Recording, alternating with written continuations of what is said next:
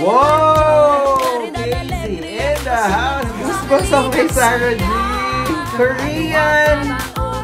Oh my God.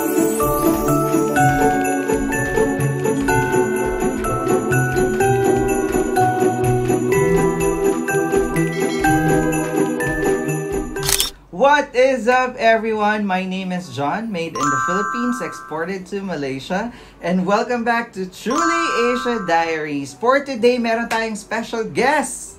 Hello guys! It's me again, Franco. Yes, kasama nga natin si Franco ngayon, at today, Franco, magre-react tayo sa inaabangang ABS-CBN Station ID, ang Ikaw ang Liwanag at Ligaya. Diba? Nung nagsarado yung ABS-CBN, medyo ito yung mga una kong naisip kung magkakaroon ng station ID this year. Tinabang-abangan pa naman. Diba? So, every year, especially tayong mga OFW. So, definitely excited tayo dito. Hindi ito yung official station ID nila. Lyric video lang to. Kaya naman, titignan natin ano ba ang mensaheng handog ng Christmas station ID na ABS-CBN na talaga naman every year, diba? Very meaningful. And kaya nga, without further ado, wag na tayo magpatumpik-tumpik pa. Let's all check this out. Alright, ito na. Excited. Yes! Galing! So there you go, guys. That is the ABS-CBN Christmas Station ID 2020. Ikaw ang Liwanag at Ligaya. Oh my God! Iba talaga pag ABS-CBN, guys. Ako certified kapamilya, forever kapamilya ikaw.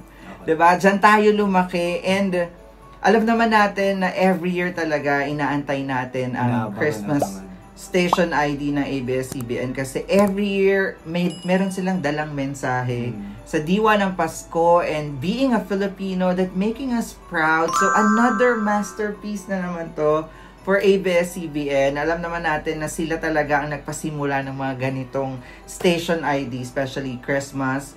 And ikaw, Franco, ano masasabi mo? Maganda. Actually, nakakaiyak.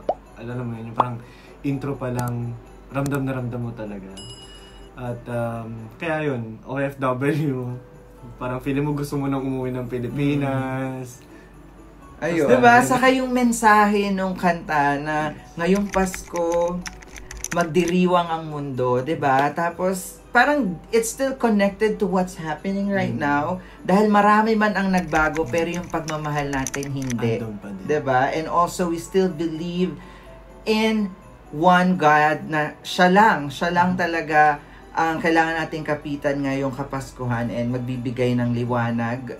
And as a Filipino, diba, we always celebrate Christmas with Christ. So, definitely, isang panibagong mensahe na naman ang ibinigay sa atin ng ABS-CBN. And kahit wala man sila sa television ngayon, they still continue to celebrate Christmas with us through their social media. And definitely, abangan natin yung talagang video nila na ilo-launch on December 1st. Kaya naman mga certified kapamilya, abangan natin yan, diba?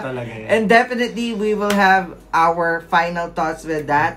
But for now, ito nga yung recording lyric video nila at talaga naman, tinignan lang natin yung mensaheng hatid ng bagong Christmas Station ID ng ABS-CBN. So, thank you, Franco, for joining me today. And I hope nag-enjoy ka sa reaction video natin today.